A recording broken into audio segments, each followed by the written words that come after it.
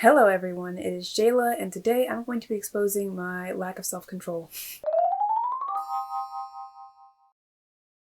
So I am filming a 25 book haul for you today, and it is everything that I have acquired since I moved home in March, like middle March. I think it was like March 13th that I went home because of the whole coronavirus situation. And so since then I've been acquiring way too many books, so I'm showing them all to you today. Hopefully exposing myself like this will force me to realize that I have a problem and stop buying books and focus more on reading the ones that I already have. But I know myself, we'll see. So without further ado, let's get started. So the first books that I have to show you are all from a certain company that we will not be shopping with anymore. They're all from Book Outlet, and I made like 3 orders to them before everything went down, and I haven't ordered anything since, but yeah, I definitely patronize them a lot, which I won't be doing anymore since they seem to believe that Black creators are not family friendly and that they make mature content, whatever that means. So yeah, no more orders from there, which will probably cut down the amount of books that I buy every year, which is honestly not a bad thing. So in the first order I placed, I got Shame is an Ocean I Swim Across by Mary Lambert, and I didn't realize that this was that singer who sang that one song, Same Love with Macklemore, until after I bought this book. But that's really cool in case that interests you. This is a poetry book that focuses a lot on, I think, learning to love yourself and body positivity and also just, body shaming, those kinds of topics, and then learning to love yourself after those kinds of things. So if the cover alone wasn't enough to make me buy it, because this cover is gorgeous, that definitely would have pulled me in as well, and I'm excited to get to this one. Also in that order, I got The Reckoning of Noah Shaw. I read the Mara Dyer trilogy years ago, loved it. I read the first book in this kind of spin-off trilogy. The Becoming of Noah Shaw was the first one. This is the second book. I had really mixed feelings about that one. It was super confusing, but I wanted to give this rest of the series a chance because I do really love the Mara Dyer trilogy. And so yeah, this is obviously going to be something I buy, and when I saw it was on there for a discounted price, I was like, yeah, I'm gonna get this. So we are gonna read this in the near future, but I know that the last one comes out in like September or something, so I think I might maybe just hold off, reread the first one again, and then reread this one and kind of marathon through the rest of the way, because I really don't remember a lot of what happened in that first book, and just, it was so confusing also, so yeah. I also picked up Dante's Inferno. I really didn't need this, but I wanted it because it was there and it was cheap. I read Dante's Inferno in school like 2-3 semesters ago now, and I really liked it. Like, I feel like this is one of the few times that I've enjoyed a classic that I had to read for class, but this was definitely, I think the way the professor talked about it was really entertaining and also just really funny. I mentioned in my last video how this book is basically just Dante, I don't know how to say his last name, Alighieri? I don't know. Basically how Dante is just kind of condemning everybody that he knows to hell, whether they were like his friend or his enemy. And I just thought that was hilarious because it's like, who gave you the right? I also got The Picture of Dorian Gray in that order, and yeah, didn't need it because I had an ebook of it that I ended up spending the entire time reading just the ebook because when I tried to read the physical book, I just could not get through it. So another wasted purchase. I think we all know what The Picture of Dorian Gray is. Then I got Dry by Neil Shusterman and his son Jared Shusterman. And this is also one that I've just been wanting to read since I read Scythe and the rest of that trilogy because it was by the same author, but also I liked the premise, the idea that this girl is trying to survive in this like land where there's no water and she's like competing with other people to find water. Very like post-apocalyptic, but honestly it's not post-apocalyptic, which makes it even more scary because it's kind of like this could be happening across the country right now in California, and I would not be dealing with it at all, which is insane.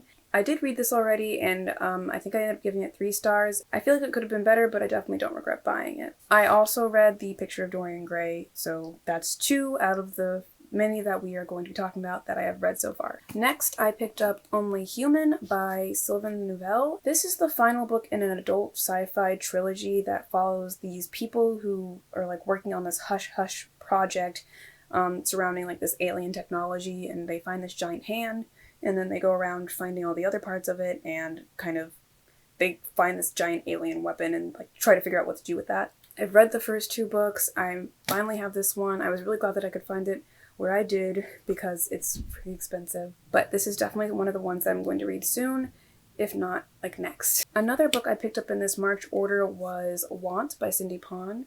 This book I read for Asian Readathon, so yes, I've already read this one. I'm doing pretty okay, I think, so far, since we've only gotten through 6 books, and I've read 3 of them. I think I've already talked about this one a lot on my channel, so you can go watch any of my other videos if you want to hear a full synopsis or my summary of how I felt about it.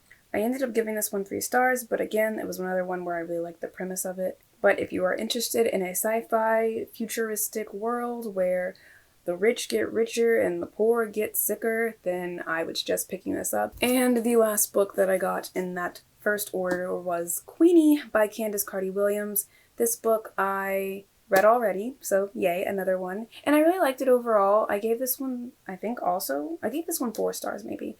I can't remember right now. It was one where I was kind of iffy on the character about some of the things that she would say and like the behavior that she exhibited, but also understood that it was kind of supposed to be that way because she's going through a lot in this book. So I talked about this one more in my April wrap-up. I highly recommend you go watch that one, but not a regrettable purchase, I will say. Moving on to order number 2, we have Down and Across by Arvin Amati. This was a book I was really excited for, but I guess just not excited enough to get it when it first came out.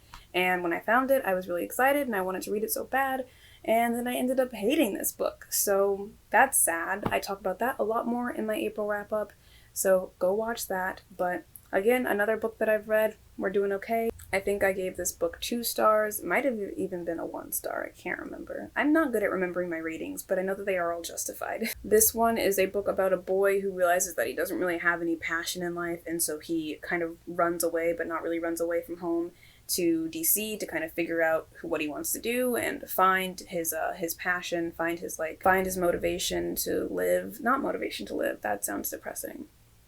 Finding his sense of purpose, I guess is what I want to say, but also not really.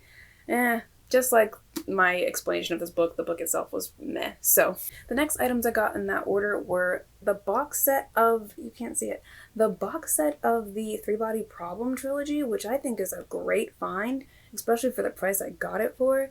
If you don't know, the Three Body Problem trilogy is a sci-fi adult trilogy translated from, originally it was a Chinese work, translated into English and probably a million other languages. I honestly don't want to tell you what this is about just because A, it's really hard to explain in my opinion, and B, it's more interesting if you go into it not really knowing anything. I'm still trying to get through the first book, and I'm not enjoying it, I just get confused a lot because it's very science heavy. It definitely does not dumb itself down for its audience at all, and even though I didn't study physics or any of the other icks out there, I still found it really enjoyable. And there's also these other elements to it that make it a really good read. And hopefully I will be done with this in June because I was supposed to be done with it in May for Asian Readathon, but I failed. The next 2 items I got in this order were complete scams. I got these 2 Batman novels. I got these because The Killing Joke is a very popular graphic novel following Batman, and, well, not following Batman, following the Joker, but it's in the Batman universe, you know? And I thought that I was buying the graphic novel because I've wanted it for a long time.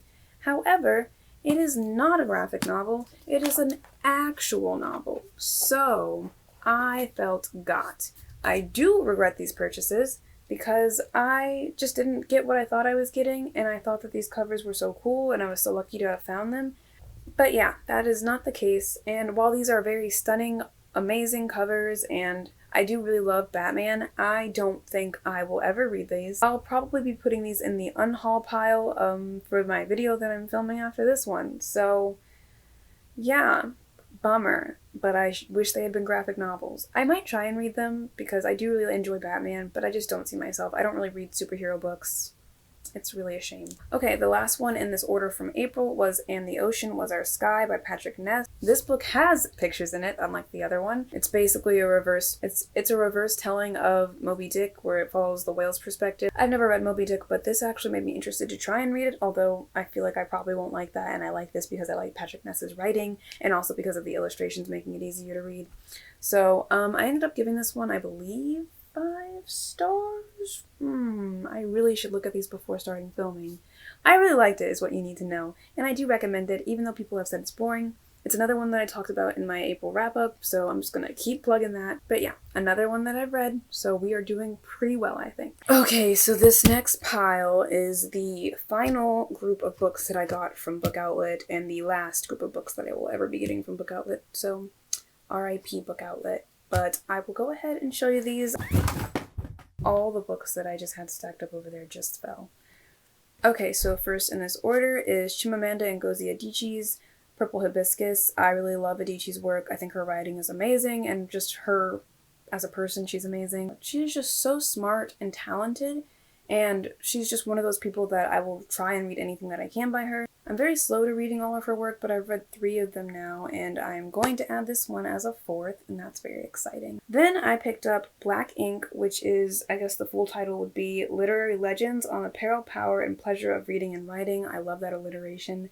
This is like an anthology that kind of puts together a bunch of works by Black authors or Black writers, whether that's essays or books or poetry, and just talks about kind of the power of writing and the power of being able to use your voice in that way. So I'm really interested in that. I definitely want to do some more research on Black writers and Black literature, and this is a great way to start. I know that Chimamanda Ngozi Adichie is also in this book, and I think that was pretty much the main reason that I picked it up. But I know there's also a ton of other valuable work in here from Langston Hughes and Frederick Douglass and just powerful writers like those, so I'm super excited to get to this one and learn some more. So as you are about to see, I really do love Chimamanda Ngozi Adichie, and I am committed to reading more from her, which is why I got this behemoth of a book. It's called New Daughters of Africa, and it follows a bunch of female writers of African descent, so they can be African American, they can be from wherever, but as long as they're of African descent, they're in this anthology. She's thick. She is thick with 2 C's,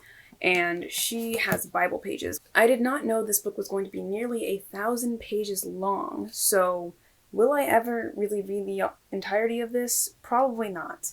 Do I want to try? Absolutely. But I know myself. But I do think I'm going to discover a lot of great work in this. I can't even hold it up properly. It's so heavy. It's a very dense book.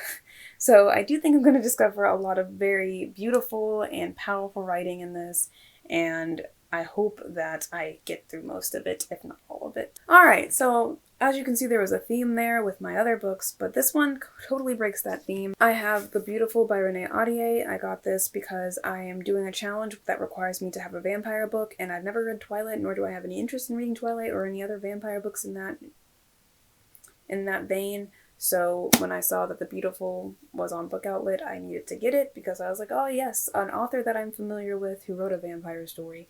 And it's set in like 1800s New Orleans, which is so exciting. So the last one from that final order was Ghosts of the Shadow Market. I picked this up because I could, and it was cheap, and I needed to fit a certain price so that I could get free shipping. It's the only Cassie Clare short story bind-up that I haven't read yet. I have the other ones. I also think it'll help me when reading Queen of Air and Darkness. I feel like you're supposed to read this one first before reading that one. I don't know if I'm wrong about that. Someone help me out and tell me. But yeah, so I have this, and I'm going to read that before I get Queen of Air and Darkness because hopefully I'll get back to that series. I really kind of dropped the ball on Cassie Clare. I'm not really interested in her as much anymore, but I want to get back into her. So hopefully these short, kind of non-committal stories will help me do that, because I do want to get on to Chain of Gold, but at this point we'll see. Alright, so the last half a dozen or so books are just ones that I picked up along the way. I picked these up maybe in person at the store, or just ordered them from a different website online, so yeah. Or they were even sent to me, which is awesome. So first I'll talk about the ones that I got sent to me because they mean so much to me, and I really appreciate them. The first one is Golden Sun by, I was about to say Rick Riordan, but that is not his name. Pierce Brown. Yeah, I have, what is it called? I have Red Rising. I haven't read Red Rising yet, but I plan to in the future. More so because I have been instructed to by my friend who sent me Golden Sun. We have a challenge that we are doing together. The challenge is to read a blind date book, and she would have sent me Red Rising if I didn't already own it, but since I did, she sent me the second one, which means now I have to read 2 books to complete that challenge, and she's kind of tricky for doing that, but it's fine. I really appreciate her sending this to me. I need to get on sending her one. I haven't forgotten. I'm so sorry. Thank you so much, Cindy. I will be getting to this, I hope, very soon. And I appreciate you trying to find me sci-fi related things since you know how much I like sci-fi. The next one I got, I guess, as an early birthday present. My birthday's in July. It is currently middle of June, but my friend got it for me and I really appreciate it. This one is from my friend Lisa. She got me Little Fires Everywhere by Celeste Ng, and I think she really just wants me to read it so I can hurry up and tell her how I feel about it, but I get that. I really want to read it, and I really want to watch the TV show as well, so I need to get to this one ASAP. Thank you so much for sending this to me. I really appreciate it. And thank you for getting it for me when I was too lazy or too cheap to get it for myself. That's what friends are for. The next book came to me as a kind of perk of being a part of this publishing program at NYU. And being a part of that program, you get to spend a lot of time with publishers, obviously. So Wednesday Books sent everyone this arc of Where Dreams Descend by Janella Angelis, and I think this might have come out already or might be coming out later in the month, but it does come out in June 2020. I know it's going to be very magical and whimsical and, you know, probably has some sort of Night Circus vibes, which, full disclosure, I've never read The Night Circus, so I don't know. It's a really beautiful book, and I know that other people in the program with me have said that they really enjoy it, so I will be getting back to you soon with my thoughts. Another book I picked up this was back in May, was Clap When You Land by Elizabeth Acevedo. I know this book follows two girls living in different countries and finding out that they share a father when he, I believe, ends up being in a plane crash and passing away. And I have not read any Elizabeth Acevedo books, but I am really interested in this one, and I have all of her other ones, so at some point I need to just sit down and read all of them and just binge them, because I know that she's a very talented writer, and I know everyone loves her, and I'm just really late to this train. Okay, so my most recent buy, which I am so sorry because none of this video is technically chronological, but besides the point, I got Felix Ever After by Kaysen Callender. This book is about a trans man, and I know that he's dealing with some transphobia by, like, anonymous bullying, and he's trying to figure out, like, what to do in that situation and being true to himself. This cover alone, gorgeous, would buy. The story itself, trans representation is super important, and especially Black trans representation, so I definitely wanted to read this. Okay, so we are down to the final three. The next book that I have is The Ballad of Songbirds and Snakes by Suzanne Collins, the prequel to the Hunger Games trilogy. We have seen me talk about this enough. We don't really need to spend a lot of time on it, but, you know, go watch my review, go watch my vlog, whatever. Okay, everyone, it is time for the final two books. These are books that I spent way too much money on, but was it worth it? Absolutely. So I got the special luxury edition of the Hunger Games, and these were printed in Australia, but I searched high and low and I found 2 copies of Catching Fire and Mockingjay. Sadly, I can't find the Hunger Games yet, but I am determined and I will find it, and I will drop whatever I need to drop to get to those books, and I need more of this and this. Like, look at these books. They are beautiful. Those are the final books that I have to show you today. Then the ones I'm definitely most excited for, they only just got here, and I was waiting to film this book haul until I could show them off, so I'm finally getting to do that. Okay, so here is some of the books that I have purchased over the span of this quarantine. The idea of fitting them all into the frame is exhausting and impossible, so I'm not going to try. But yeah, I really hope this doesn't fall. Here they go. No? Okay. Thank you guys so much for watching. I hope that you're having a great day. Please let me know if you've read any of the books that I've talked about here and what your thoughts were on them, if you're excited for some of these books. In the meantime, I will see you in another video. Bye!